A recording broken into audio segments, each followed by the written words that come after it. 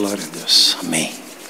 Você está com a sua Bíblia aí? Por gentileza, abra ela ali no Evangelho de João, capítulo de número 15. Em João, capítulo de número 15.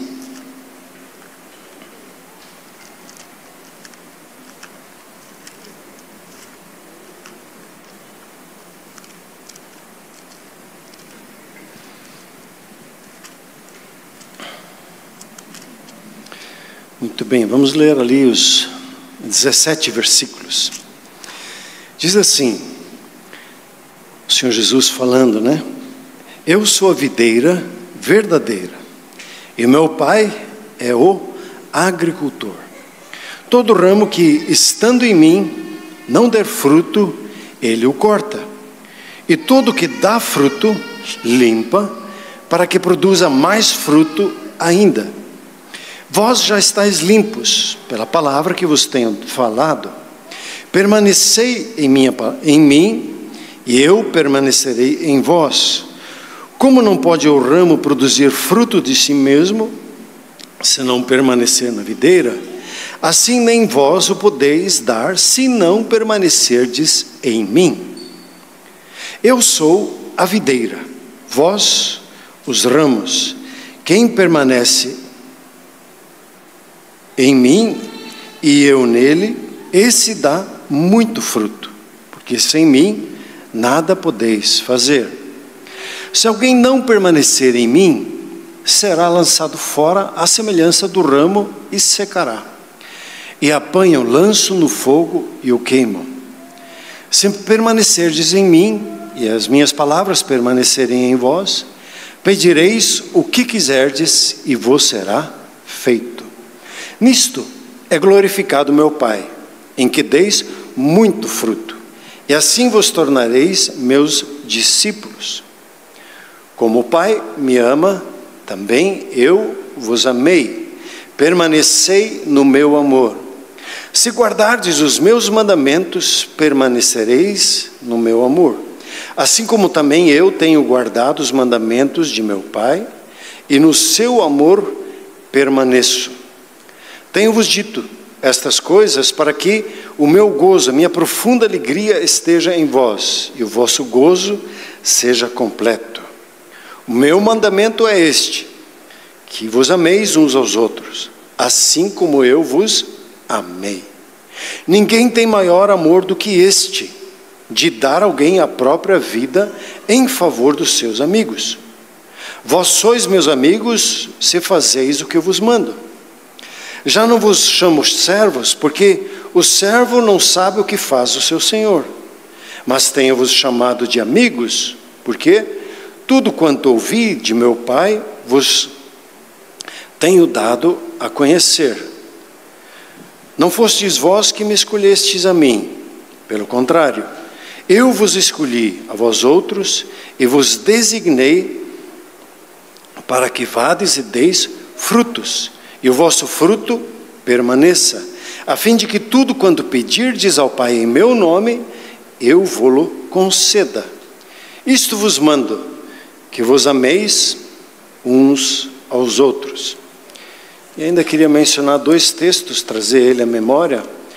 Um de João 8, quando muitos que creram no Senhor Jesus vieram a ele, e ele disse para esses que haviam crido nele: se vós permanecerdes na minha palavra, sois verdadeiramente meus discípulos, e conhecereis a verdade, e a verdade vos libertará. E outro texto de Gálatas, quando Paulo escreve assim: estou crucificado com Cristo, já não sou eu quem vive, mas Cristo vive em mim. E esse viver que agora tenho na carne, vivo pela fé no Filho de Deus, que me amou e a si mesmo se entregou por mim. E ainda um outro texto de Colossenses 1, 27, quando Paulo fala do grande mistério. O grande mistério é Cristo em vós, a esperança da glória. Tem coisas que nas Escrituras, na verdade, todas as coisas das Escrituras, a mente natural não consegue compreender. E tem um mistério que Deus revelou em Jesus, e Jesus demonstrou a maneira de vida dele, vivendo uma vida sobrenatural. Ela era natural, mas ao mesmo tempo ela era sobrenatural. E nós às vezes dizemos assim, sobrenaturalmente natural. Então se vive a vida cristã não pela capacidade própria. Apesar da igreja cristã ela ter pregado por muito tempo comportamentos, você tem que amar, você tem que perdoar, você tem que fazer isso, você tem que fazer aquilo. E o que acontece quando você tem que fazer muita coisa? Fica difícil, não estou conseguindo, aí eu desanimo, aí alguns jogam a toalha, porque há muita coisa que tem que se fazer. E a vida cristã, eu e você, nós não conseguimos viver ela, por nossas forças. E quando se chega nesse texto aqui, você vai encontrar, eu não sei se você percebeu, a palavra permanecer, nesse texto aqui, é mencionada 12 vezes.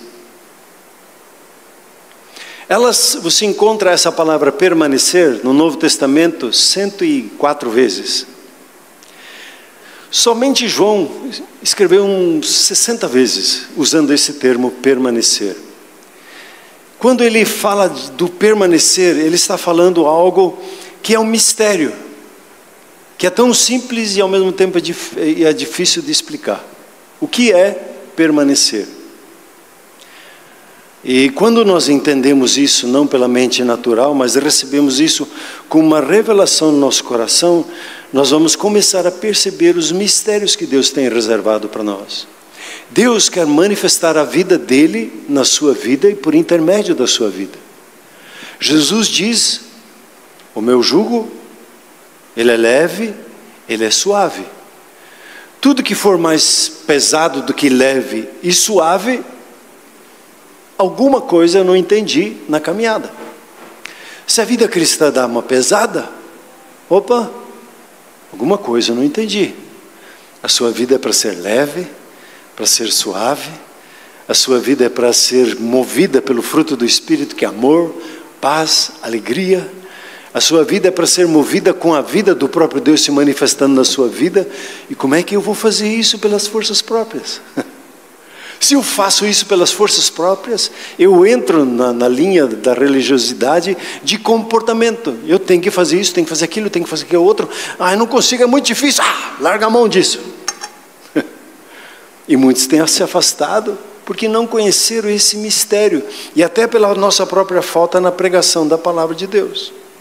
Nesse ano do florescer, quando nós vemos esse texto, até uma pessoa pediu para pregar sobre esse texto, e Deus deu para falar agora, o Senhor Jesus se apresenta como eu sou o agricultor. Quer dizer, eu sou a videira, e meu pai é o agricultor. Então eu tenho uma videira plantada, e o meu pai, que cuida de mim, ele está ali trabalhando e observando a videira. Há alguns anos atrás, o irmão me deu duas, como é que diz, 2 pés de uva, como é que chama a uva? A videira, né? 2 pés. Eu plantei os dois, vingou. E deixei lá, crescendo. Está meio maluco lá. De repente eu vou passear lá no meu jardim, e olha, deu uva esse ano. Fizemos a primeira colheita, deu umas uvas pequenininhas, porque não cuidei muito ali. Agora vou ter que estudar um pouquinho sobre como cuidar de uma videira. Aí eu já olhei lá, esse ramo aqui está muito comprido, está sem fruto. Clac. Eu sei que eu vou ter que podar ela um pouquinho, preparar ela para a próxima colheita, para que ela dê fruto, e dê muito fruto. Até, se você não acreditar, tem umas fotos para te mostrar aqui da videira que eu tenho plantado lá. Toda videira, ela precisa ter cuidado. Se ela não tem cuidado, ela não produz o que pode produzir. O ser humano, quando ele não é cuidado, o que acontece com o ser humano? Vira bicho, vai de mal a pior. Se você não permitir que o Senhor Jesus cuide da sua vida, não vai melhorar, vai piorar. A gente acha que não, deixa tocar a criança sozinha, ela se vira, não precisa, ela pode decidir o que ela quer, ela decide pela vida dela. Ela vai ficar melhor? Vai ficar pior. Ela precisa de um pai que disciplina, ela precisa de uma mãe que diga não, e que diga faça assim, em vez de fazer assim. Até os estudiosos hoje dizem que não é para dizer muito não, mas é para afirmar o que é para fazer, em vez de ficar dizendo não. Afirmar o que é para ser feito, para que a criança, o cérebro já absorva o entendimento e já aplique aquilo lá. Quando é sempre dito não, não, não, o cérebro não entende e ele vai lá e faz aquilo que não é para fazer. Quando você já dá direcionamento, faça assim, então a criança já vai encaminhando assim. E Jesus então introduz: eu sou a videira verdadeira e o meu pai é o agricultor. E ele fala aqui do agir do pai. O pai, ele vai trabalhar na videira, e ele vai observar essa videira, e ele vai trabalhar a terra, e ele vai fazer as podas necessárias para quê? Para que essa videira produza mais frutos. E é o que Jesus experimentou na vida dele enquanto estava sobre a face da terra. Ele aprendeu a obediência como? Pelas coisas que ele sofreu. Hebreus fala isso. Então o Senhor Jesus, ele teve e estava debaixo de uma disciplina da parte do seu pai, e assim como você e eu, ele também precisou aprender a obedecer ao seu Pai Celeste. Talvez alguns pensem assim, não, mas Jesus já obedecia naturalmente. Ele não precisou de disciplina. Sim, José e Maria precisaram disciplinar ele, encaminhar ele. Ele foi trabalhado pelo Pai Celeste em todo o processo. E aqui é dito assim que o Pai, ele limpa para que você produza mais fruto ainda. E aí o Senhor Jesus, ele menciona aqui que você e eu, nós já estamos limpos. Como é que nós vamos sendo limpos? Pela palavra que nós ouvimos. À medida que nós damos crédito à palavra de Deus, essa palavra de Deus, ela vai trabalhando, tirando as influências malignas e estabelecendo a boa influência na sua vida, a influência do Espírito Santo. E eu preciso me dispor a me submeter a essa palavra. Por que nós insistimos aqui com você? Leia pelo menos um capítulo da Bíblia.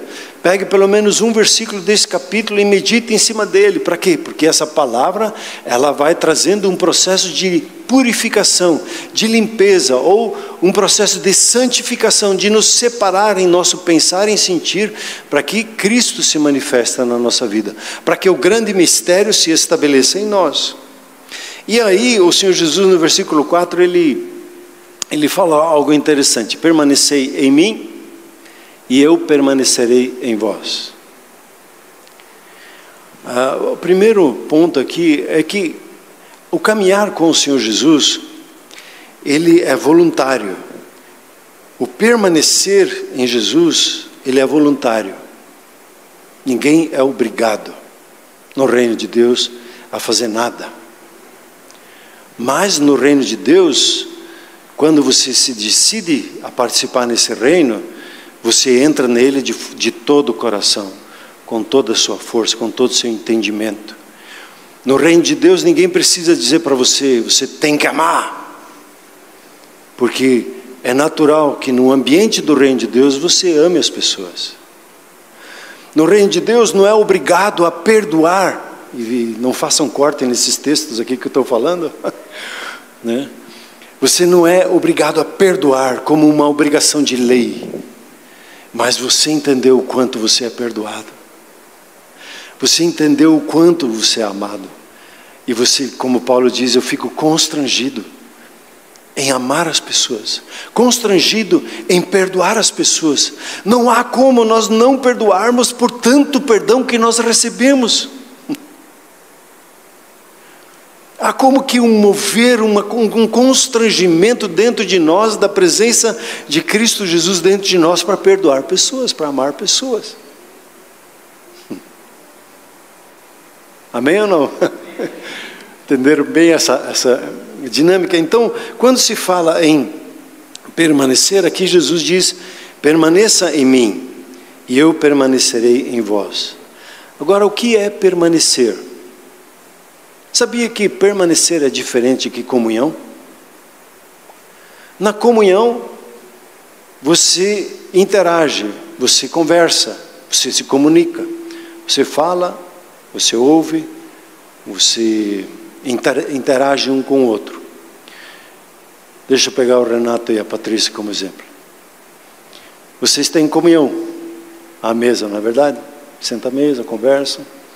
Tem aquele seu tempo que você testemunha no seu quarto, que vocês daí passam limpo o dia. E tem comunhão. Só que quando você está no trabalho, e fazendo uma visita, e a Patrícia está fazendo uma visita, vocês têm comunhão? Mas vocês estão casados? Mesmo estando longe um do outro? Isso é permanecer. Permanecer é muito mais uma experiência de consciência. Eu sou amado. Deus não precisa dizer isso para mim, eu sei. Eu tenho essa consciência que eu sou amado. Eu sou perdoado, e Deus não precisa ficar constantemente dizendo para mim, você é perdoado, você está perdoado, está perdoado, está perdoado. Não, eu sei que eu sou perdoado. Eu permaneço. Eu estou no ambiente da comunhão com Deus, e eu sei que Ele é comigo. Eu não preciso dizer o tempo inteiro, Deus está comigo, Deus está comigo, Deus está comigo. Eu sei que Ele está comigo, porque é assim que Ele prometeu. A presença dEle não se afasta. E quando se pega Davi, ele fala em habitar. Paulo, ele fala estar em Cristo, ser um com Ele. Por onde você anda, você está, você sabe quem você é, e você sabe que tem essa comunhão com Ele. E naturalmente você pode conversar com Ele. Ele se manifesta na sua vida, você manifesta a Ele por seu intermédio. E esse permanecer aqui ele usa, daí depois você é o ramo e Ele é a videira, e você está conectado, você está ligado com Ele. A vida dele flui para a sua vida e você interage.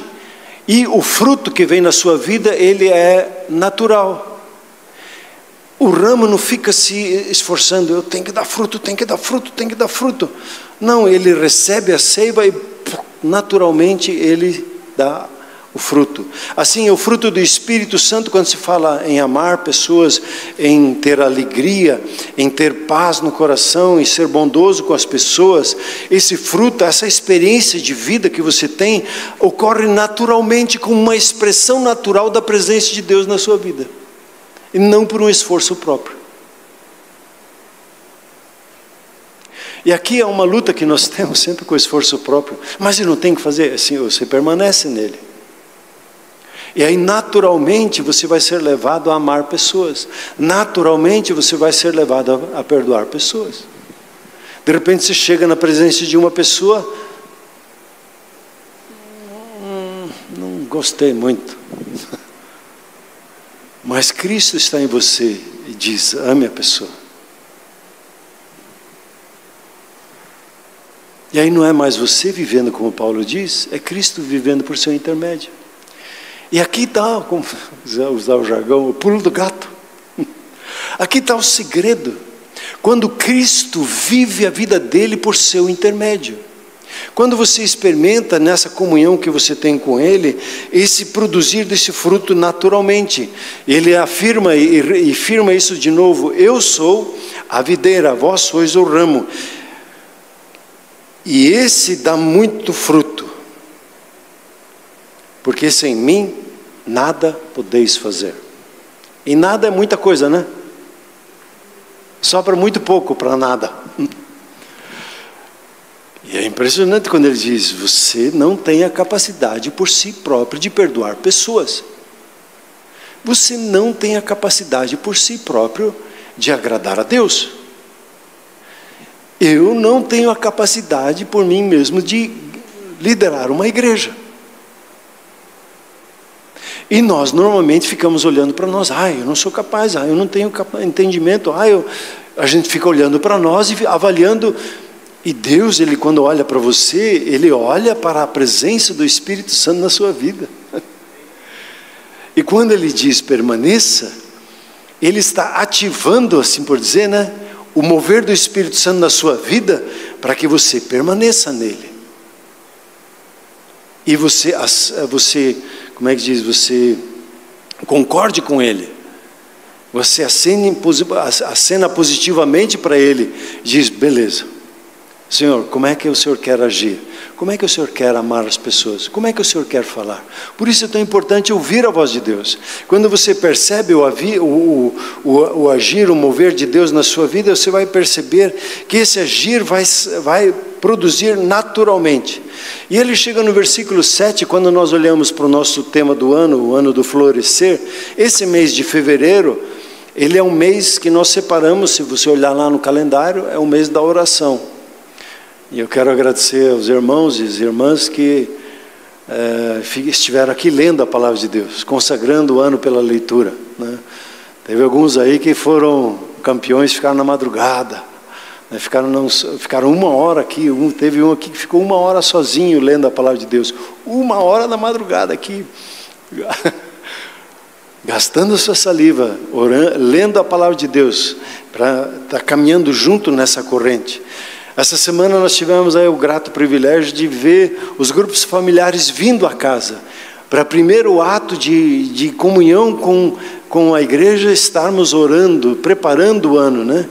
O retiro dos jovens foi todo preparado em oração, foi envolvido no processo de oração.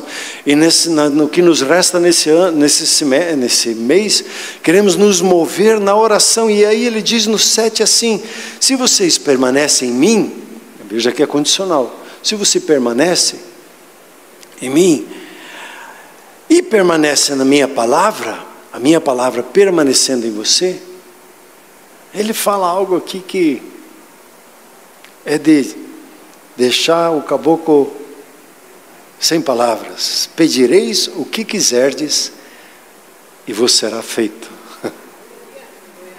É muito, né? Pedireis o que quiserdes e será feito. O permanecer tem a ver, por um lado, com o Senhor Jesus, envolto na presença dEle, envolvido com Ele, na comunhão, na conversa com Ele. E a questão é, como o Senhor Jesus quer ser um profissional na profissão que você está desenvolvendo? Como Ele faria isso? Como Ele trataria sua esposa? Como Ele trataria seu esposo? Como Ele educaria seus filhos? Senhor, como é que eu trato com meus netos? Como é que eu cuido dos membros da igreja? Esses dias eu estava tendo no meu tempo de comunhão, escrevendo para Deus, e daí Deus me atrapalhou, né, no meio da... Eu estava lá abrindo meu coração, entregando para Ele, e Ele entrou no meio da conversa e disse: ore pelo Felipe e pela Larissa. Aí eu parei tudo, peguei o celular, gravei uma oração, abençoei eles no preparo do retiro. E aí continuei lá, e depois Ele continuou a falar outras coisas comigo. Como que Deus quer que você se mova. E quando você vê isso, você entra num processo de comunhão com Ele, mas é esse estado de consciência. O que acontece hoje na nossa sociedade, e quando você olha ao seu redor, a gente é muito distraído com as coisas. Tem muita coisa que nos distrai. Isso aqui é uma coisa que nos distrai muito na comunhão, né? Está sentado à mesa, eu estou me esforçando, ainda não estou conseguindo não levar o celular na mesa mais. Porque colocou na mesa, eu já olho para ele, ele olha para mim, já me chama, só vi lá. Aí eu vou responder, e a Silvia sentada do meu lado, e era o meu tempo de comunhão com ela. Ela pega as coisas, levanta e vai embora. Perdi. O Senhor me ajuda. A gente é muito distraído. Permanecer é viver um estado de consciência que o Senhor é comigo e que se Ele manifesta onde eu estou E eu percebo em que momento eu estou, conforme eu vou reagindo às coisas. Vocês viram esses dias aí, né? Se eu pegar uma laranja e espremer essa laranja, o que vai sair dela? Suco de limão? Suco de laranja, é óbvio, né? E se você me apertar, o que vai sair de dentro de mim? Obrigado, velho. Vai sair o que tem dentro. Não, você que me provocou. Mas quem está aí que ficou tão nervoso?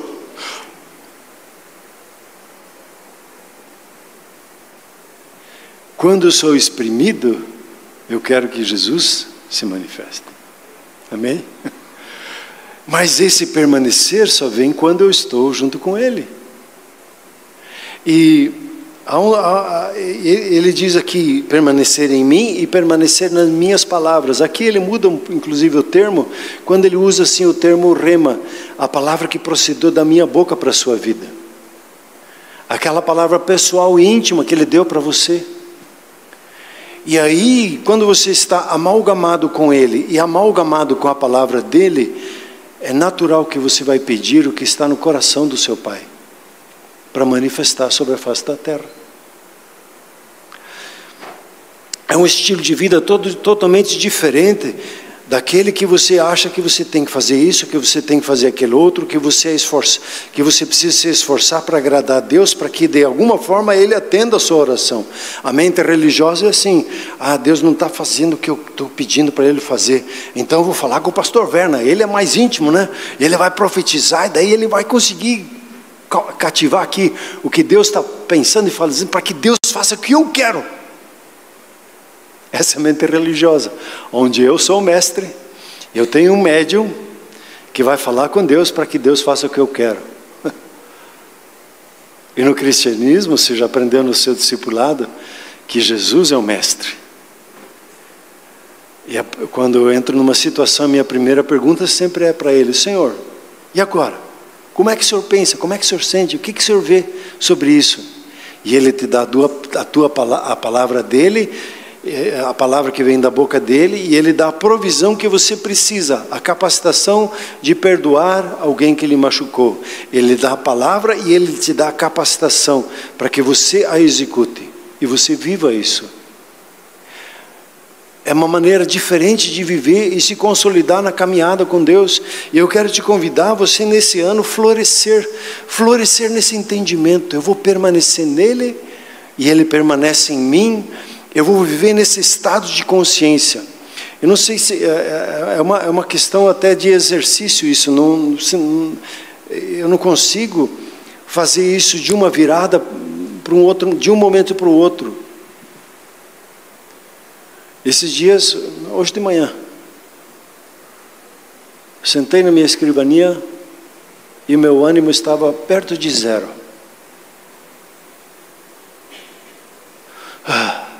Mais um dia, eu tenho que ir para o culto, eu tenho que pregar. E aí eu já sei o que eu só preciso fazer. Ter um tempo de comunhão com Deus e adorar. A vida dele vem e se manifesta novamente. Se eu fosse para viver sem Jesus, eu seria uma pessoa muito depressiva, uma pessoa muito iracunda, e ter muita raiva, ia ser muito violento, se não fosse a obra de Deus na minha vida. Eu percebo que quando eu estou na comunhão com Ele, a vida dele começa a florescer na minha vida. E aí eu encontro a paz, eu encontro o descanso, eu encontro o ânimo, e aí Ele me orienta, quando eu busco Ele, Ele diz sempre: venha para falar comigo com um sorriso no rosto. Ore sorrindo. Como assim?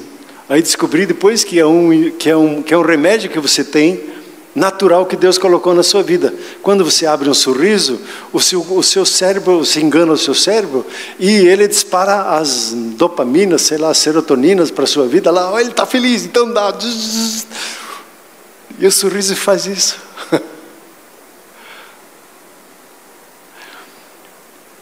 Deus tem um chamado para a sua vida, a permanecer nele, e a florescer nesse lugar de permanência, nesse ambiente. Eu quero te convidar a você orar a Deus por isso, porque isso precisa crescer como uma revelação dentro de você. A vida sobrenatural do próprio Deus, ela se manifesta no ambiente. Eu tenho colocado no meu planejamento de vida, o meu maior propósito que eu tenho colocado lá, em todas as áreas, de ser saudável em todas as áreas da minha vida, mas o que mais marca, o que eu busco, é cultivar um ambiente alegre, de paz, propício para a manifestação da presença de Deus. O ambiente alegre e o ambiente de descanso, ele é propício para que Deus se manifeste. Quando você tem um ambiente carregado de nervosismo, você tem um ambiente carregado de tristeza, a experiência com a presença de Deus é mais difícil, porque você tem autoconsciência. E toda vez que o ser humano vive na autoconsciência, ele se afasta da consciência de Deus na vida dele. Isso aconteceu com Adão e Eva. Adão e Eva, eles tinham plena consciência da presença de Deus, eles permaneciam na presença de Deus. Quando eles decidiram a não agir dentro daquilo que Deus tinha orientado para ele, o que aconteceu? Eles entraram numa autoconsciência. O que o mundo prega com os livros de autoajuda? Que você tenha consciência de si mesmo, consciência de si, consciência de si. Quando que a Bíblia nos ensina que eu preciso ter a consciência de Deus na minha vida, de quem eu sou, de quem Ele é na minha vida e como Ele quer se manifestar na minha vida. Quando você tem a consciência de Deus, você vai entender quem você é. Quanto melhor você conhecer a Deus, melhor você vai conhecer-se a si mesmo. É um estilo de vida diferente, de ter que fazer. Eu tenho que amar, eu tenho que perdoar, eu tenho que aguentar meu cônjuge, eu tenho que educar meus filhos no caminho, eu tenho que ir para ler a Bíblia, eu tenho que dar o meu dízimo, eu tenho que. Aí é difícil, né? Mas quando eu permaneço na presença de Deus, consciente que eu sou amado por Ele, consciente que Ele é presente na minha vida, quando eu tenho a consciência de quem Deus é e glorifico a Ele, digo obrigado, Senhor, que o Senhor é comigo. E tudo começa na gratidão, tudo começa em glorificar a Deus. Foi a mesma coisa que Abraão fez, né? Abraão, ele não viveu a autoconsciência da sua fraqueza, da sua limitação, do que eu posso e não posso. Se ele ficasse olhando para ele, ele não seria o pai da fé. Como ele não ficou olhando para ele ficou olhando para Deus. Deus Ele é capaz de chamar à existência o que não existe.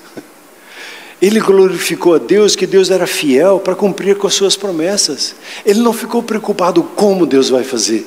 Ele ficou glorificando a Deus. Obrigado, Deus, que o Senhor é fiel na minha vida. Obrigado, Senhor, que o Senhor cuida das minhas finanças. Obrigado, Senhor, que o Senhor é aquele que cuida da minha família. Ele ficou exaltando, ele nem ficou orando, Senhor, cura a Sara. A Sara precisa ser curada, Senhor, senão eu não consigo fazer filho. Ele ficou glorificando a Deus e dizendo, Deus, obrigado que o Senhor é fiel e verdadeiro.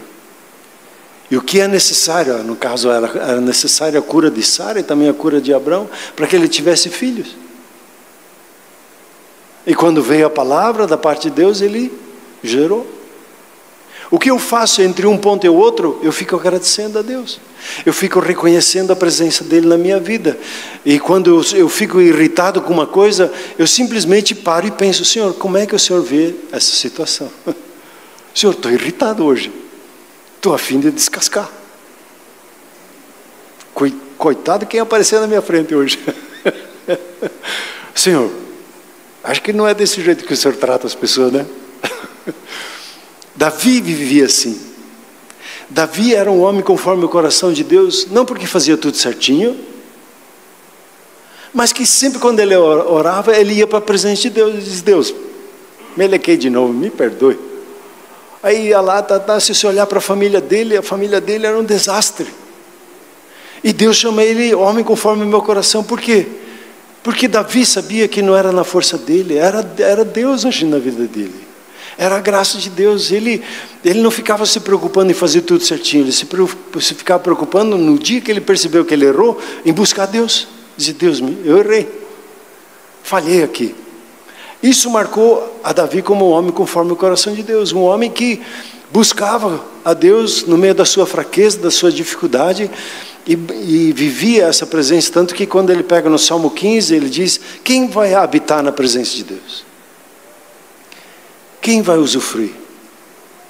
Ele disse, aquele que tem um coração quebrantado, que se quebranta, você chega diante de Deus. Deus sabe que eu e você não somos perfeitos. E Deus está contando que nesse ano, a gente talvez pise na bola com Ele algumas vezes. Espero que muito poucas vezes, né?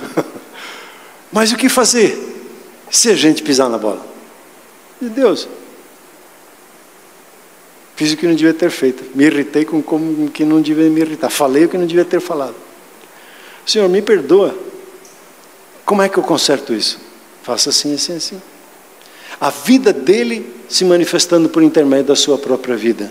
Eu quero te convidar a você seguir, hoje decidir a se posicionar e adorar ao Senhor Jesus e ao Pai como seu agricultor que está cuidando da sua vida. Ele vai podar e tirar o que for necessário. Alguns encaram isso aqui como feio, como ruim, né? Deus vai podar, Deus está podando, né, na tua vida, meu irmão. Se Ele está podando é bom, não é ou não? Claro que é bom. Toda vez que a gente se depara com a palavra de Deus, o Espírito Santo quer virar algumas chaves e chama isso de arrependimento, né? Eu preciso mudar a minha maneira de pensar. Se você está nessa linha de pegada, eu tenho que fazer isso, tenho que fazer aquilo, tenho que fazer, mas eu também não consegui fazer aquilo, tenho que fazer aquilo. Entre hoje no descanso de Deus, diga, Deus, me perdoe, eu estou no esforço próprio. Eu quero que a sua vida flua na minha vida. Se você não entrou nessa experiência de permanecer em Jesus, decida hoje, eu vou permanecer na presença dEle. O Salmo diz assim, o que teme ao Senhor, Ele não fica abalado por notícias ruins. E tem notícia ruim por aí, né? Você olhar para algumas coisas, tem notícia ruim.